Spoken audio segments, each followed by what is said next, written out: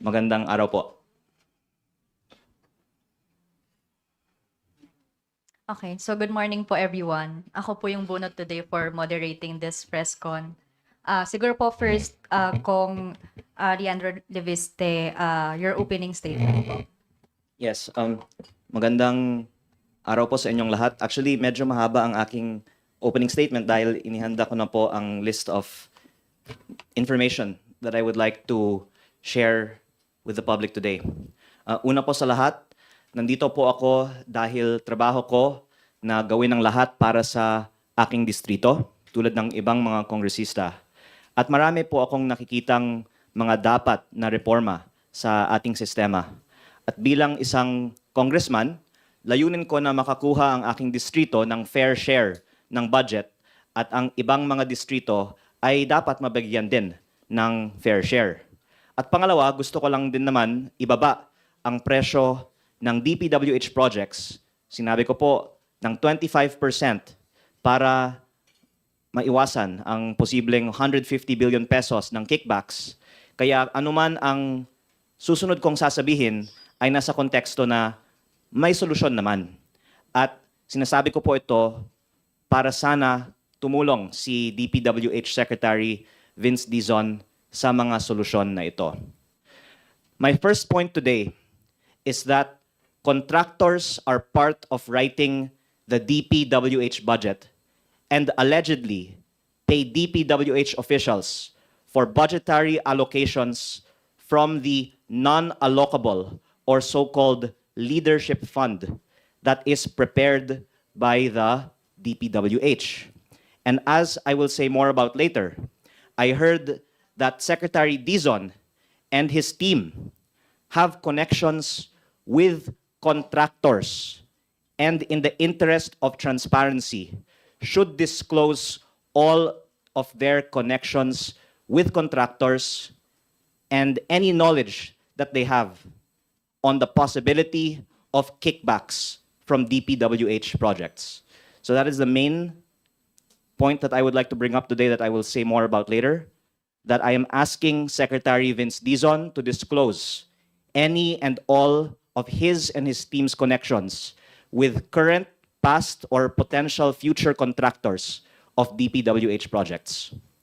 Because of the scrutiny on insertions in Congress and Senate, insertions have now moved to the National Expenditure Program that is supposedly prepared by only the Dpwh. And according to flood control hearings, contractors submit lists of projects to Dpwh, and payments are made as early as when they appear in the NEP, on the presumption that the district engineering offices will award the contracts to the contractors that pay for the projects to be inserted by the Dpwh officials into the NEP. When Dpwh was writing the 2026 NEP, my staff received Viber messages that I can ask that we share on the screen from my former district engineer. The Viber messages read, ito po yung isang 1B na for funding. Hiningi po ng isang contractor na tutulong magpa-release ng funds. Above is the list of proposed projects worth 600 million for a certain contractor. Yan ma'am ay dadalhin sa inyo at siya daw ang mag-aasikaso. Ito nga pala, dati na ding may nag-aasikaso ng pondo pero wala pa namang bumabalik sa amin na letter kung denied or hindi. Contractor sa regional office ang nag-request niyan dati ma'am, last year pa. And what we found out when the NEP came was one of the non-allocable projects of Dpwh in my district. Perhaps kasama ito sa leadership funds na binanggit ni former Secretary Bonoan sa Senate Blue Ribbon Committee hearing. The point being that if this was how the NEP was written in my district, na bago lumabas ang NEP, pinakita sa akin ng isang Dpwh official na ito ay ipapasok ng contractor at yan ay lumabas at nakatag as non-allocable, meaning hindi po ito proposed ng congressman. Ito po ay hindi nga magagalaw, kaya nga non-allocable ang tawag ng congressman. Ito po ay ipinasok ng DPWH na may pruweba tayo na galing sa contractor, baka sa ibang distrito, ang mga contractors ay may mga insertions din sa 2026 budget, which if we tie it together with the testimonies in the Senate Blue Ribbon Committee hearings na sabi daw nagkakaroon ng mga kickbacks paglabas pa lang ng NEP, it could well have been that there have already been projects that have been paid for in the 2026 NEP. And you could surmise there would be even more in other districts because the contractors, of course, don't have history dealing with me and would tend to put their projects in a district that the congressman will not interfere in rigging their bids in favor of them. And while I was newly elected, I was approached by people saying that contractors were in talks with DPWH to download or magpababa ng mga proyekto sa distrito ko. I have also heard that many of the projects being implemented from the 2025 budget in my district were also inserted this way, again, not through congressional insertions, but mga ipinasok ni Regional Director, ni USEC, baka mga kaibigan ni Secretary. This, I think the public should know, is how the DPWH budget, at least in my district, was written.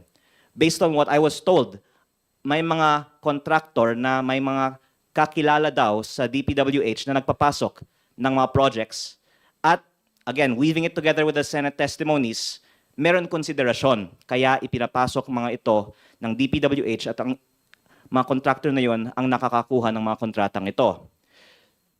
And that it's the officials in DPWH who have been reportedly engaging in these transactions.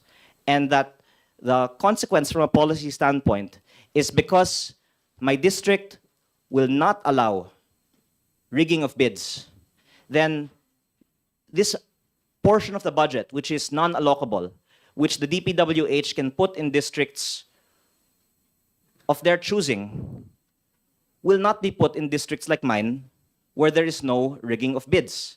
And so the tendency would be for these projects to be parked in the districts where they have the highest confidence that they can earn the most if their objective, which they can disprove, and we would be glad if they could disprove, is to earn from these projects.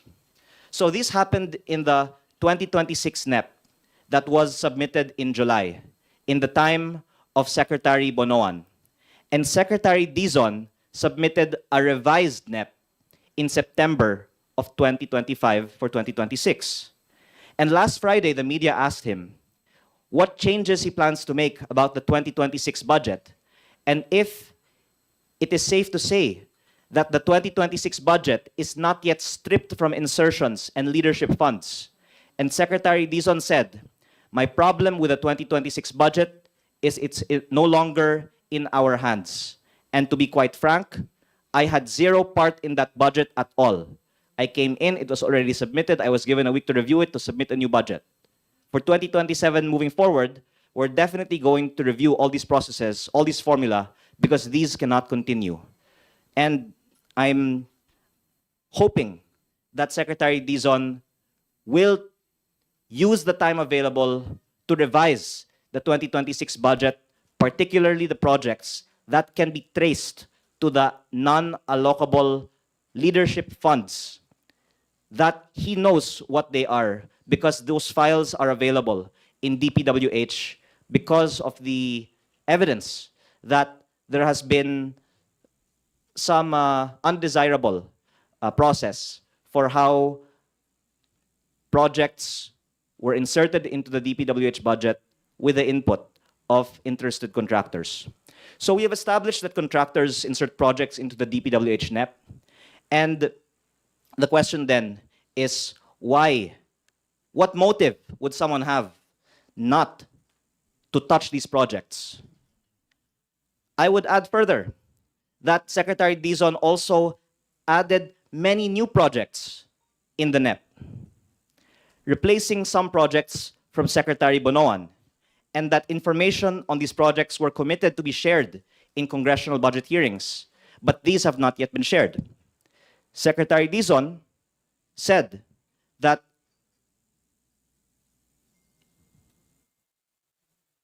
as I will show in a video later, these projects would be disclosed. But if I can share the... We will give you the copies, Madam Chair, no, of this. No, I don't have them off the bat right now, but we will provide the details to the Honorable Committee po. Yes, I think that will be readily available naman po. Just to make it very clear, breakdown per legislative district for the 2024 General Appropriations Act, the 2025 General Appropriations Act, and the current submission for the 2026 National Expenditure Program per legislative district. We will comply, Madam Chair. According to our staff po, wala po. So, first, there were requests by members of Congress for certain budgets to be disclosed. What the past budgets of Secretary Bonoan were, and what the new budget, including that proposed by Secretary Dizon, were. And these are actually derivable from the publicly available data. But for some reason, even after these are publicly committed that they would be shared, they have not yet been shared, and would be very important actually for members of Congress to see if the budget was equitably distributed, and if there is a large allocation in some places, and if we can also see the data on if those are non-allocable and who is the proponent of those non-allocable projects, then the public could help in scrutinizing if there is some potential interest by some parties for certain projects. And I actually have here the data that was requested by some members of Congress. And again, they have this data. They have given me this data before. Others can also derive this data, and others can also derive it without needing any special processing. So it's curious why they're not sharing at least the data on the budget per legislative district. I believe the Senate budget hearing of Dpwh is next Monday, and I don't want to be the one that shares this data. I'm asking that before further deliberations on the Dpwh budget, Secretary Dizon will do what he said he would do and share this publicly available derivable data on the budget per legislative district. But that beyond that, he also share the data on what is allocable and non-allocable in each district's budget, because as was seen in the slide on the screen earlier, each congressman is told what projects in his district are allocable, meaning he can amend them, and what projects are non-allocable, which, again, I'm putting the spotlight on, is what Dpwh has control over and should actually be subject to more scrutiny. And again, the question is, why is there lack of a transparency on sharing of this data? Perhaps because when this data is shared, along with who are the proponents for certain projects, then the public will have more leads on potential issues on those given projects. And again, it's an open secret that there is lobbying, or one can say more generously, that there are proposals for the benefit of districts by politicians. None of us, of course, will deny this because that's what each elected representative tries to do for their constituents, to try and bring in projects for their district.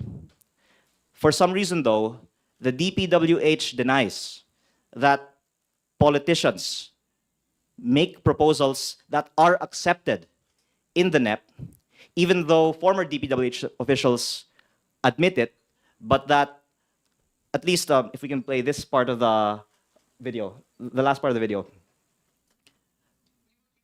Please, The last part. Madam Chair. Appropriations Act and the current submission for the 2026 National Expenditure Program per legislative. In this last We will- response, there's a denial. According to our staff po, wala po silang alam no, na merong ganong mga proyekto. So again,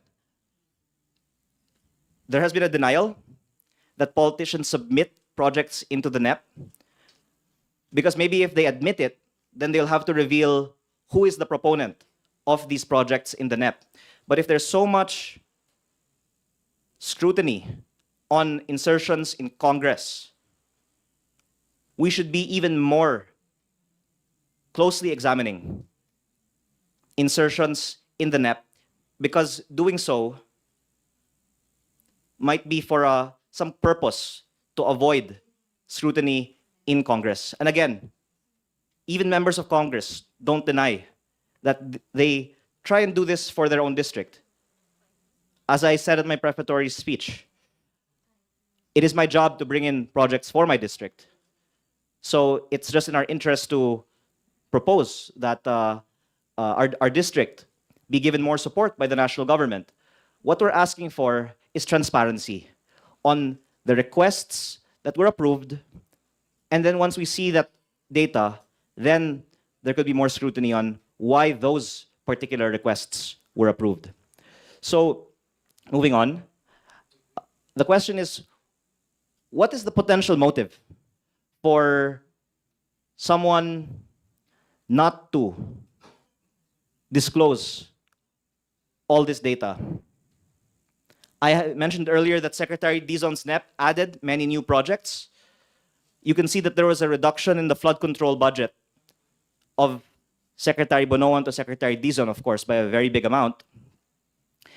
But there was additions in asset preservation and also in multipurpose buildings in a total amount of around 75 billion pesos that was also raised by other members of Congress. Perhaps those were erratas of certain members of Congress, but it would also be helpful if Secretary Dizon could give a breakdown between the July NEP of Secretary Bonoan and the September NEP of Secretary Dizon. What are the changes? And if he could kindly explain the changes between the two NEPs. So, to go to the main point. As to the potential underlying undercurrent for all this, I've heard talk, including in Congress, that Secretary Dizon and his team have connections with DPWH contractors, and that certain members of Secretary Dizon's teams are, in fact, contractors.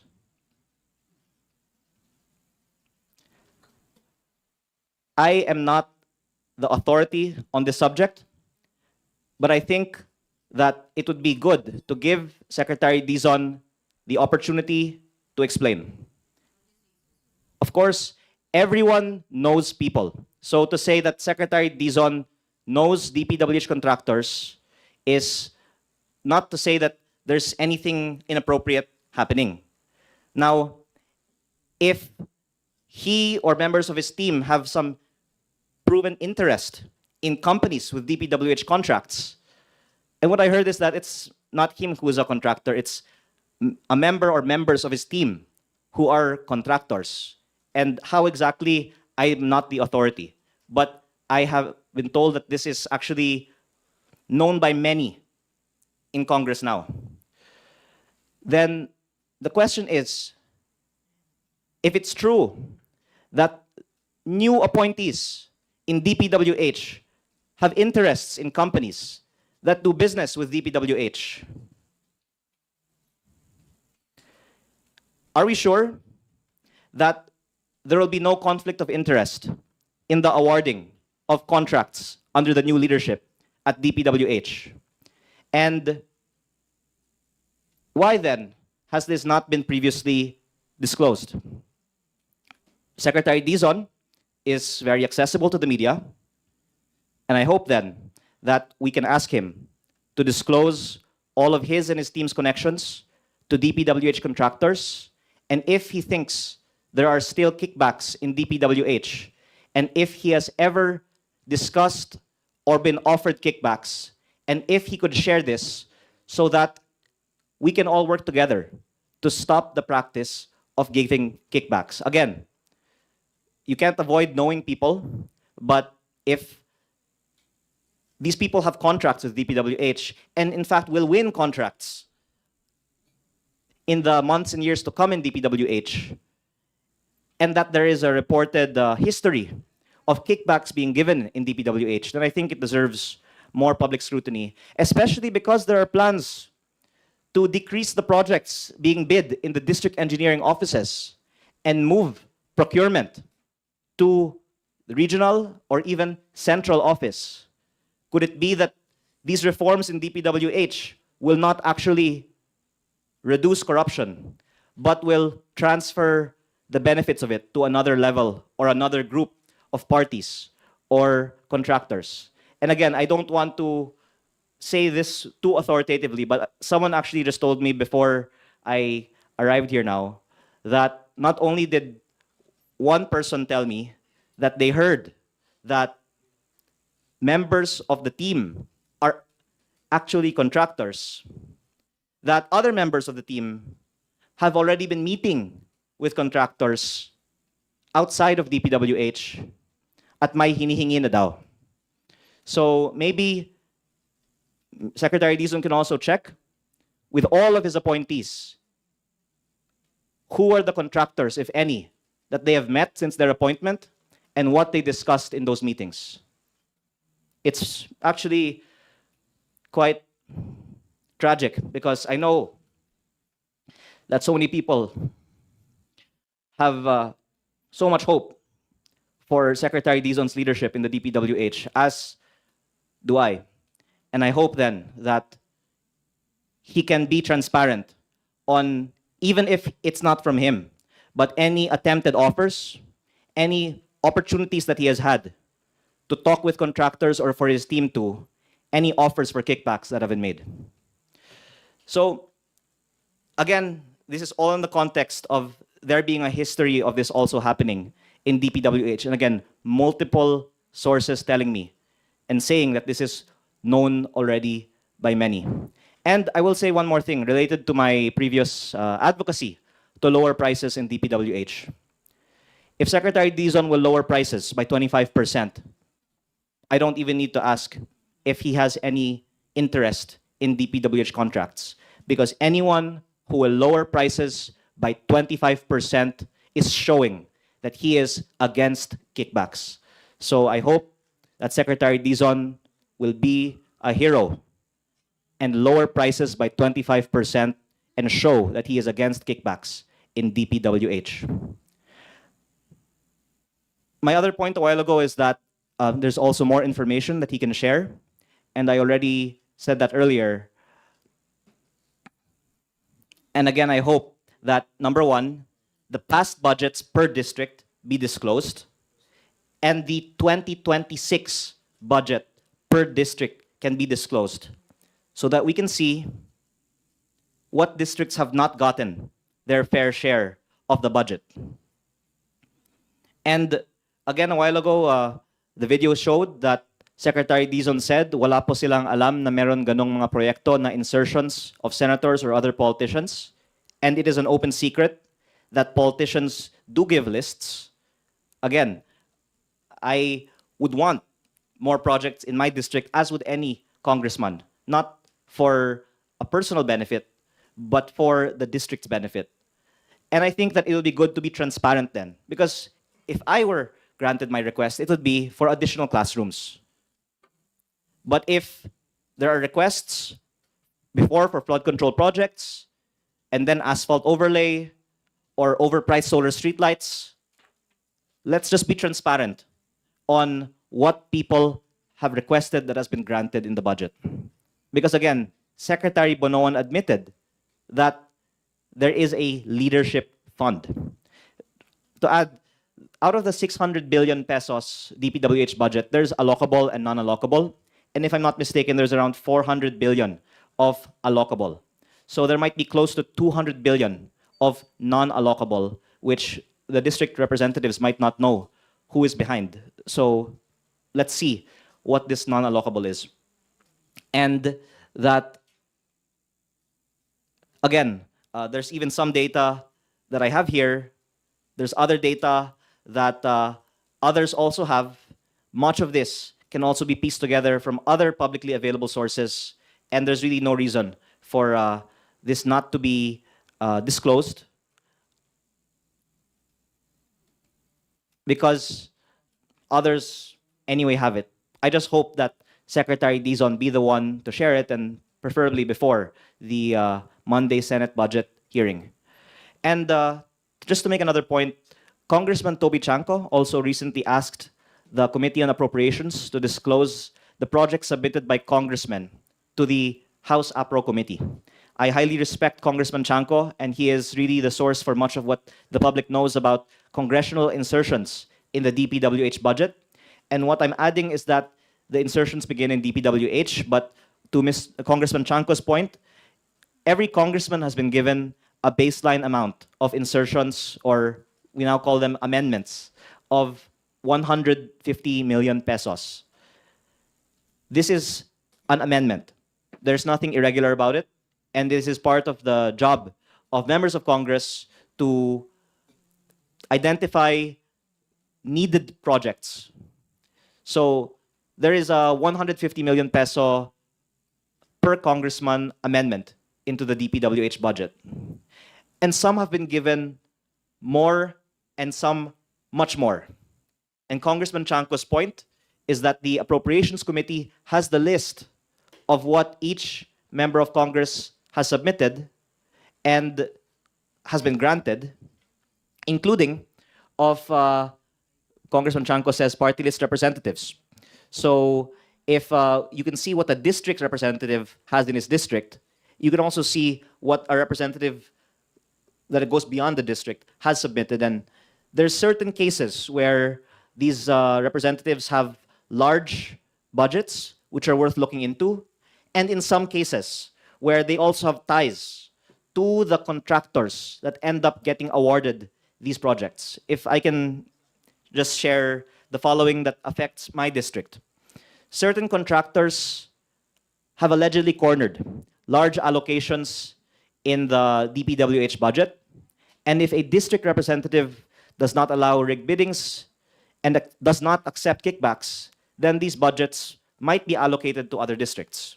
And again, if DPWH shares the data on who are all these proponents, then I hope that would help also clamp down on the potential issues in this system, and that we don't have contractors paying for budgets to be allocated to certain districts. If I could give an example, CWS party list representative Edwin Garjola is said to be able to allocate large budgets for roads of DPWH, especially in Batangas. I have information that Congressman Garjola is the proponent for road projects in my district in some way. And a company owned by his family, based on SEC corporate documents, S-Ang Construction, is the contractor for some of these projects, which can be linked to him as CWS party list representative. And another company that he is connected to, Readycon Trading, is the contractor for other projects that people, including DPWH, have told me were amendments into the budget facilitated by Congressman Garjola. He has been said by others here in Congress to me as being a big buyer of project budgets and was also very close to Secretary Bonoan. Some of these road projects in my district are, according to technical audits, substandard, and the Sangguniang Bayan of Tuy, Batangas even complained that the road that he is building was asphalt, whereas because it is a flood-prone area, it should be concrete. But the Dpwh told me that Congressman Garjola was the proponent for this project and specified the program of works that this project be asphalt. I was told by other technical experts because that would make it more lucrative. And that Dpwh can disclose this data so we can see the link between the proponent and the contractor. Some of these projects might no longer be under the name of the proponent, but it will be a good start to just release the available data on who is the proponent behind the projects that are alleged to have been amended into the budget by Congressman Garjola. And again, this is a current subject. One, the 2025 projects are still being implemented. And if we have found out that they were amended by a certain congressman who has also links to the contractor that Dpwh awarded to, I think that would be worth someone looking into. And second, that Congressman Garjola continues to have influence over the Dpwh budget as the representative of CWS party list, with many connections that pertain to the Dpwh budget. Again, I would like to repeat that based on the flood control hearings, the non-allocable budget under the leadership fund that were reportedly sold should be looked into, and that it's around this time that the House General Appropriations Bill has been approved, that advance payments for projects are paid. It's very important that we get to the bottom of who is proposing these projects that have been accepted into the recently approved budget, so that we can trace, just like in the example of Congressman Garjola, if they are connected to the contractors that are eventually awarded these projects. Again, given prices have not yet been lowered on Dpwh projects, one can surmise that the system of paying kickbacks continues in Dpwh, and that now that the HGAB has been approved by Congress, ang bigayan ng mga kickbacks ay nagsimula na, o nagawa na, or tutuloy na. And that including those that would be paid to the Dpwh officials who inserted projects into the NEP, which is why we're advocating that we revise the NEP that was submitted, because these still have projects that were inserted from the time when at least it has been testified that this practice was being done. And with prices this high, it's already been factored in. I think that there is room to give kickbacks, as I've already previously said. And at least in my district, I have asked the Committee on Appropriations to lower the price of the Dpwh projects.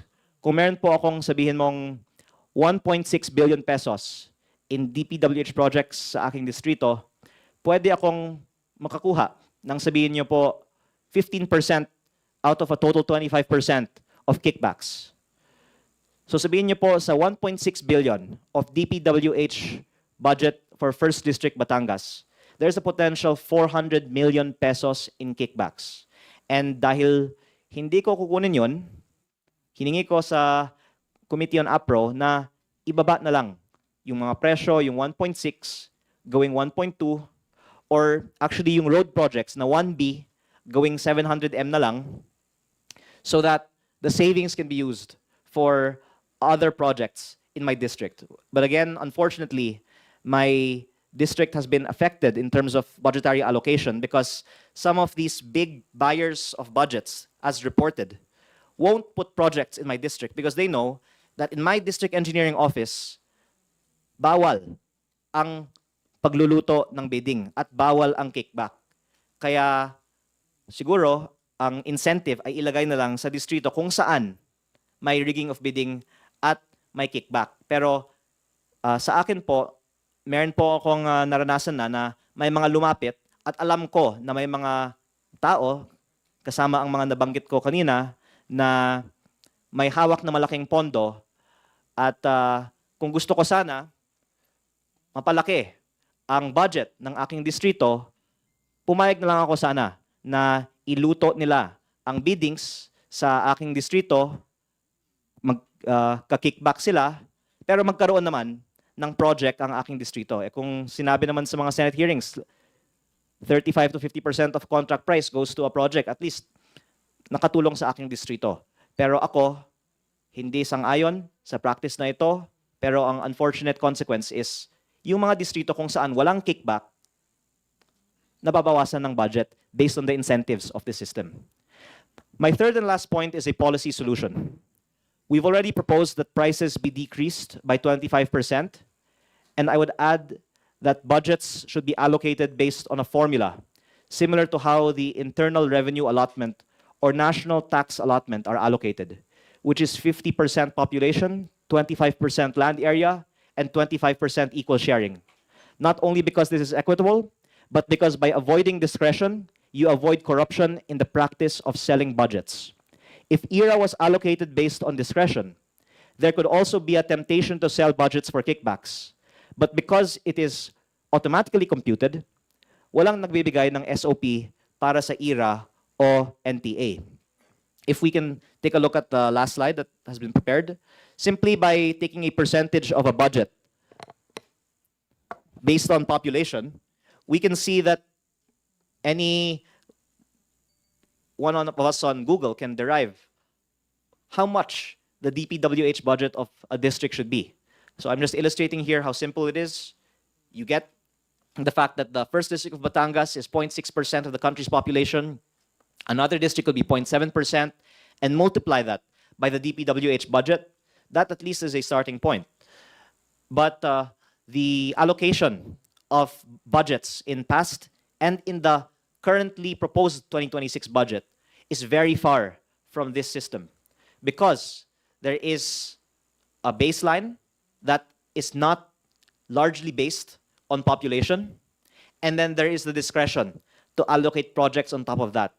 And the point that I'm making in today's press briefing is that a lot of that non-allocable budget, of which there is available data that can be disclosed, has been reported to be given in exchange for consideration.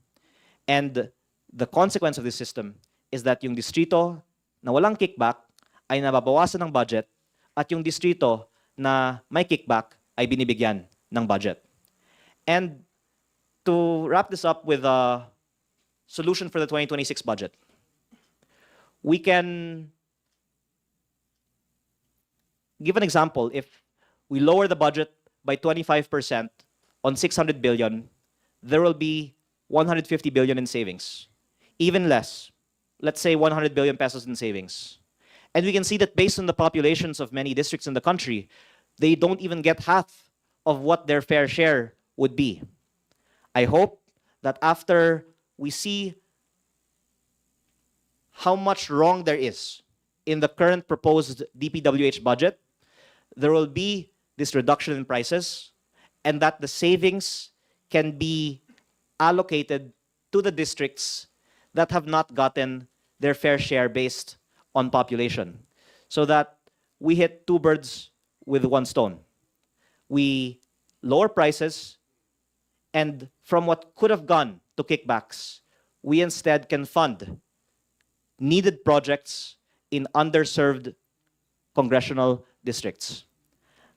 On a final note, I am thankful that Secretary Dizon said in his press con last Friday that he would like to do something like this for the 2027 budget, but to avoid more contractor-sponsored projects and equitable allocation of budget in the 2026 budget, I believe there's still time to do this for the 2026 budget. Thank you. So the floor is now open for questions po. Sino pong gustong mauna? Okay, Marian Enriquez po of News 5. So just to clarify, sir, you're accusing Secretary Dizon na may mga bago siyang inad na new projects, ni-replace yung new projects from Bunoan, and Dizon has connections po sa mga contractors. Kailangan niya i-disclose yung connections na yon. Sinasabi niyo po na yung members ng team ni Dizon ay mga contractors. Yet, all of these are hearsay. Wala po kayong ebidensyang maipresenta sa amin? Well, first of all, I wouldn't want to say that I'm accusing, but that I am asking him to disclose and be transparent on whatever connections he or members of his team might have. Let me first go with what are the facts. The facts are that, first, in the Senate budget hearings, it has already been disclosed that there are insertions into the budget with the involvement of contractors giving consideration.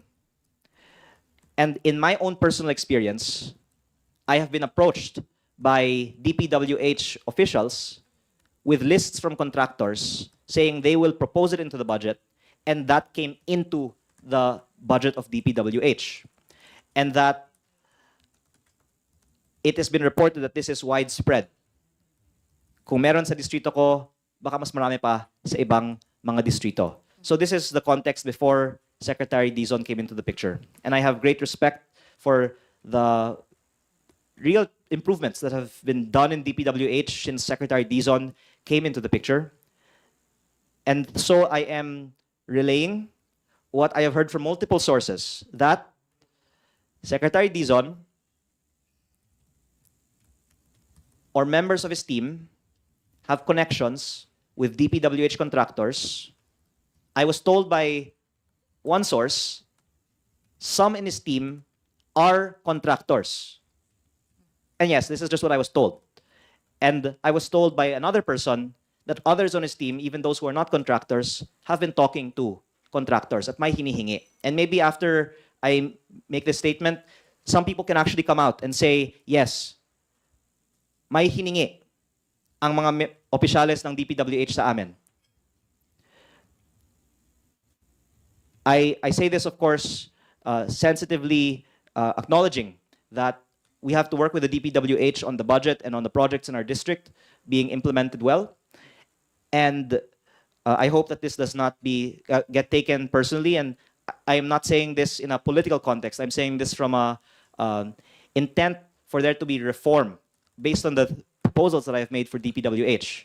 But I would summarize everything that I'm saying by saying that I am asking Secretary Dizon, in the interest of transparency, to disclose all of his and his team members' connections, discussions, and interests in contractors and companies that do business with Dpwh. Okay, sir. Next question. Marivic Trinidad of MDT. MDT. Sir, when did you learn about this contractors? And hindi ba ninyo po ito na-raise before the passing of the yun do sa budget deliberations po of the budget sa House? And have you tried talking to Secretary Dizon in personal po about this? I think all of us have been learning a lot over the past few months about how Dpwh works, including from the Senate and Congress hearings. And I have been quite active in discussions in Congress on proposed lowering of prices, equitable allocation of budget. And as a member of the Appropriations Committee, I have to clear, of course, what I say during the budget deliberation process, including in the hearing. I've had a lot of discussions with other members of Congress, but of course I have to also balance that with respect for the leadership and the committee and was hoping that my recommendations be taken into consideration. But as you also know, on Monday, citing that the price of the DPWH projects has not been decreased, I voted against the 2026 General Appropriations Bill because, again, I've wanted these changes to be made during the deliberations in the House. When I saw that they were not made, I voted against. And now I am here to share more in hopes na pwedeng ayusin pa ang 2026 budget. It is not too late to fix the 2026 budget.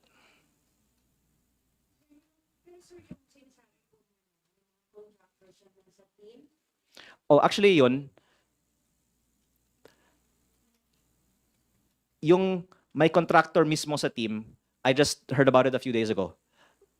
But the speculation that they're talking to contractors, that they're going after the contractors from the time of Secretary Bonoan, but will be replacing them with favored contractors of their own. I think in Philippine culture, that's normal. And in fact, surprising that it hasn't been brought out yet.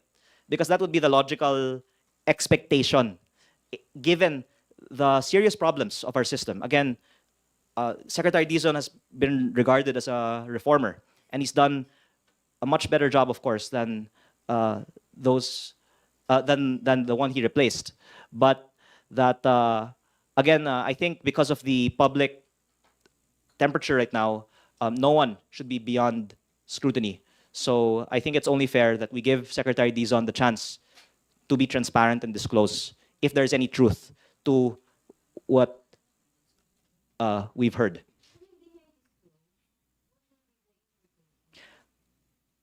I think it would be good to ask members of Congress what they know. Because I am one out of 317. I'm sure there's many more in the 317 that know more. So I think it will be good for our country if we just all be transparent now about what we know. Next question po is Krisha Subing-Subing of Inquirer.net. Kong, hello po. Kong, sorry. Andito ka na rin lang naman po, but can you name who was it that you heard ay contractor or has connections to contractors? Aaminin ko na, yung mga tao na kinakausap ko, worried na yung sinasabi nila sa akin, sasabihin ko sa press briefing. Kaya, ironically, yung kaharap nyo ngayon, hindi yung pinakamaraming alam. Kasi yung mga maraming alam, hindi nagpe-press briefing. Pero I'm hoping that by bringing this out and again, giving Secretary Dizon the chance to respond, that the truth will come out. If you can't name, siguro sir, So talagang pinipiga ko na ayaw sabihin eh. No, yung sino yung contractor. Pero sino yung kumakausap sa mga contractors? Let me just say this. It is not surprising, I think, that to say that may mga kilala silang contractor. I mean, all of us know people who are in so many fields, right? So it should not be a surprise to say that. But so I think it's fair to say lahat naman ng mga tao sa DPWH, maraming mga kilalang contractor, di ba? So like now, we're being called on to disclose our SALNs. Kung DPWH official ka, you should disclose yung mga kilala mong mga contractor at paano mo sila kilala. Pero yung pinaka hard evidence dyan, kung meron kang interest sa kumpanya na nangongontrata sa DPWH. Kong, if you can't name names, how high up in the DPWH organization? Reporting to Secretary Dizon daw. So sa Office of the Secretary? You're saying USEC co-contractor. Again, Meron. if I knew, I would say it now. So, ano But, po yung ano po ba, like, what can you say to us na lang po? Na, at least may makuha kaming information about what you're appointee saying. of Secretary Dizon. Actually, I was told it's not just one. So I was told that appointees of Secretary Dizon are contractors. At, hindi. Member of Congress. I mean, actually, Anong basis kung nun? sinong kausap ko, 50 pa silang mas maraming alam. Hindi nga expert sa DPWH yung kausap ko eh. Kaya, a lot of people in this house know more than me. I'm just the one in front of you right now. So, by bringing this out, I hope that a lot more information will come out in the coming days on who the DPWH appointees are that are contractors. And again, you should already assume that they know contractors, right? So that's not really news. But they should disclose who they know and how they know them, and if they've talked to them since they were appointed to the DPWH. Next question po is Vivian Gulya of ABS-CBN News. Good afternoon, sir. Sir, how credible is this information of yours? Meron po bang proof na inoffer yung mga nagsasabi po nito for you to believe it? So that this practice was done in the time of Secretary Bonoan has already been attested to in the hearings and No. substantiated by my Viber messages. And I would add, This connection ng contractors or mga contractors sa team ni Sec Dizon, ano po yung proof na inoffer sa inyo para to make it seem credible? okay, I'm saying this now because I think it's credible. And in fact, I was told it's multiple. So even if it's just one of the multiple, then we've already proven the point. I trust the information that I received. So verbal lang po ito, na kinuwento sa inyo. Well, if someone is indeed a contractor, then there will be some evidence that will attest that they are a contractor. But it was not presented to you. It was not presented to me, but I was also told by another source that another one of Secretary Dizon's appointees has been asking requests from contractors already. So again, it's more verbal, but from multiple sources. Thank you. But okay, what else can I attest? That he was asked to share information that he said he would share, that he has not shared, and that information is readily available to share. So again, I'm just trying to weave together these different data points to say, what are we trying to hide?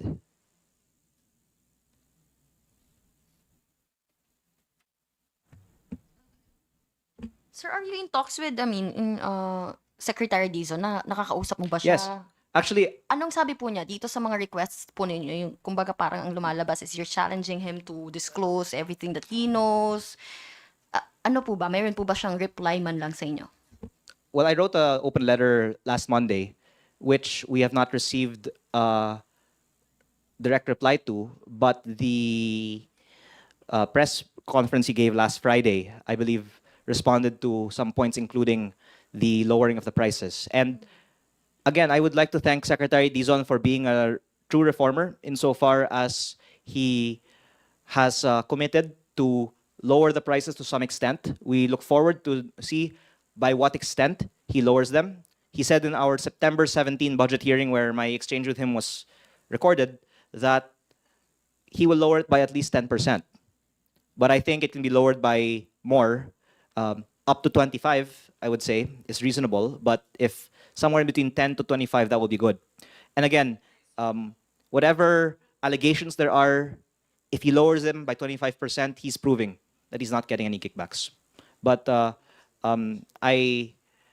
have not talked to Secretary Dizon about his connection with contractors, of course. But I would just confide that every congressman's motive for a DPWH budget hearing is for their district, right?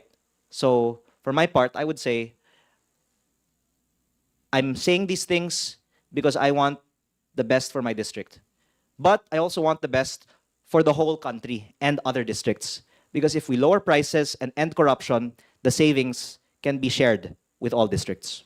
Sir, sorry, habol ko lang. If you have comment dito sa pag-livestream ng BICAM, will this address yung mga doubts? No, that- because I think that Congress and Senate are the focus of scrutiny on the DPWH budget. And what I'm saying is the NEP is full of insertions of contractors and other sponsors. And the DPWH Office of the Secretary can bear all of this information. So whatever you see in the floor of Congress and Senate is only the tip of the iceberg. The iceberg is in the office of the DPWH Secretary. Gawa na yung budget eh. In fact, lalong kailangang amendahan ng budget. Dahil dumalabas nga sa mga committee hearings after the budget was devised na may ganito palang mga katiwalian sa paggawa ng budget. So in fact, it's wrong to say that we should not have congressional insertions in the budget. Because if the original NEP has these alleged contractor-sponsored projects, then if we want to reduce corruption, first of all, we lower prices across the board, and then we take out the contractor-sponsored projects and put in the projects that are really needed by our districts, which, again, I'm just being transparent. In my district's case, what we need is classrooms, because I'm advocating for budget based on population, because we have double, triple, quadruple the population of other districts, and if we're only getting the same budget as an average district, then kawawa naman yung mga bata sa aking distrito na kailangan na makipagsiksikan dahil kulang ang budgets na binibigay sa mga malalaking distrito. Next question po, Yanes Capanti of GMA News Online. Good afternoon, sir. Sir, since you mentioned these are appointees of Secretary Dizon, would you say na nagkulang rin siya sa due diligence in vetting these appointees? Actually, you can background check on Google the new appointees in the DPWH and find that there have been allegations of corruption to them in the past. So I think you can do your own research, and it's a bit surprising in the media that this hasn't been questioned yet, because I think our country right now is in need of hope. And we have seen in Secretary Dizon a possible chance for reform in the DPWH. He will truly be a hero if after this press briefing, he will be the one to come clean on all of the connections to contractors of the new appointees in DPWH and all the times he's been offered or they have been offered kickbacks, and to lower prices and commit to end kickbacks in DPWH. Sir, follow-up lang po. So, Secretary Dizon is aware that members of his Yes. team are...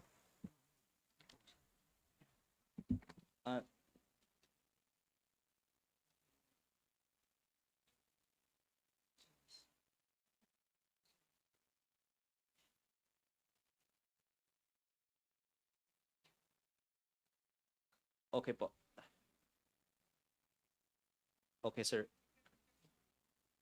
Okay, sir.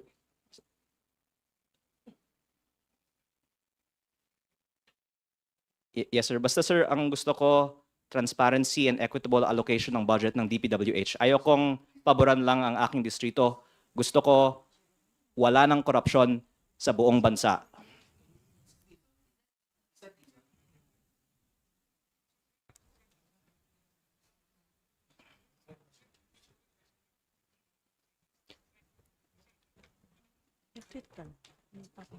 Yes, sir. Yes, sir. Basta, sir, pag may savings, sana po, matulungan natin ang buong bansa pag may savings, pag bawasan natin ang presyo sa DPWH.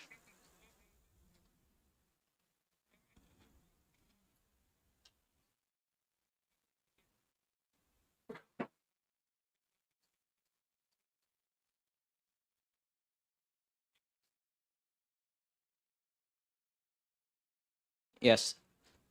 Thank you.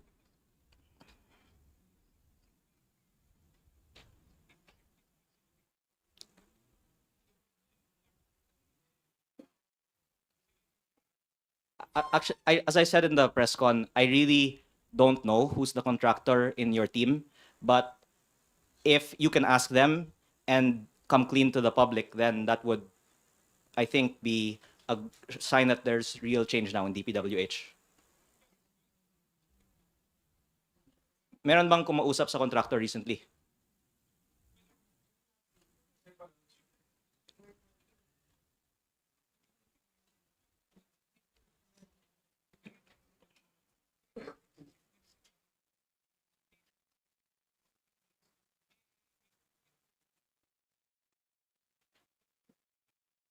Yes. As I said naman po, I have not even been told who in your team is a contractor. I'm just relaying what I heard. Pero I think it's unavoidable na DPWH officials talk to contractors. So maybe Sec Vince can explain what was discussed in those meetings.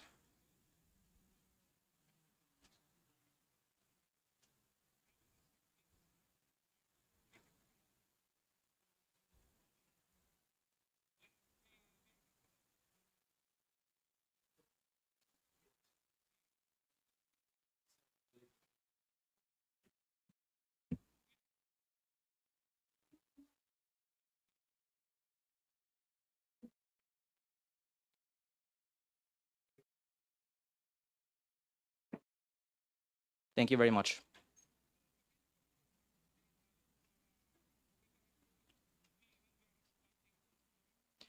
And then pag ibaba naman natin yung presyo, pakita natin na wala tayong pinaprotektahang kita ng contractor. Pwede nating i-anunsyo na 25%.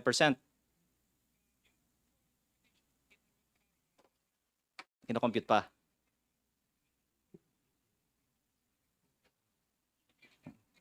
Okay. Thank you.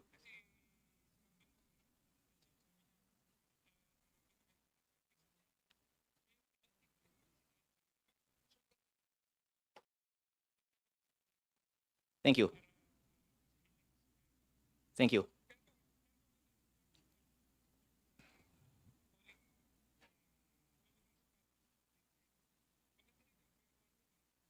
Yes.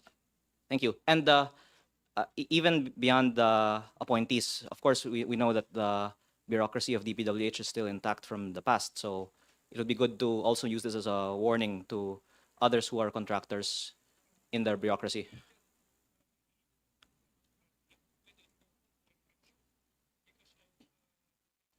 So, the DPWH will do a systematic search of who are the contractors and to make sure that there are no more contractors in DPWH.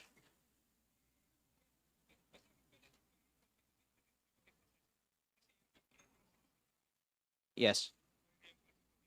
Yes, thank you. Thank you. Thank you. Bye. Sir, si Sec ba ang inyong kausap? Out of respect for the person, you can derive from my conversation that he is from there and from DPWH. And baka hindi na ako tatawagan pag sabihin ko eh. Pero at least like I can say that their response is kung meron man, tatanggalin nila. Of course, there should not be contractors who work in DPWH. And by the way, this is very widely known in government, but maybe should be known by the public. And the gentleman on the phone just admitted it. Among the regional directors and district engineers, there's so many contractors who work in DPWH because it's logical. If they're giving contracts to contractors, why not set up contracting companies themselves? That's from the DPWH officials themselves. Now, they're saying they will search who among the new appointees is a contractor and remove them. Commitment ba yung nakausap ilalahat nila yung mga kilala nilang contractors, magiging mga appointees nila? May commitment. Hahanapin daw pa nila sino yung contractor sa kanila. Pero yung mga pag-uusap nila sa contractors, hiningi ko din na ilahad nila. So, of course, they're saying that they're not aware who's the contractor among them. I believe that hopefully will be clarified soon. But that, of course, they have spoken also with contractors. And I hope na ilahad din nila ano yung pinag-usapan ng bagong appointees ni Sec Vince sa mga contractors na kinuusap nila.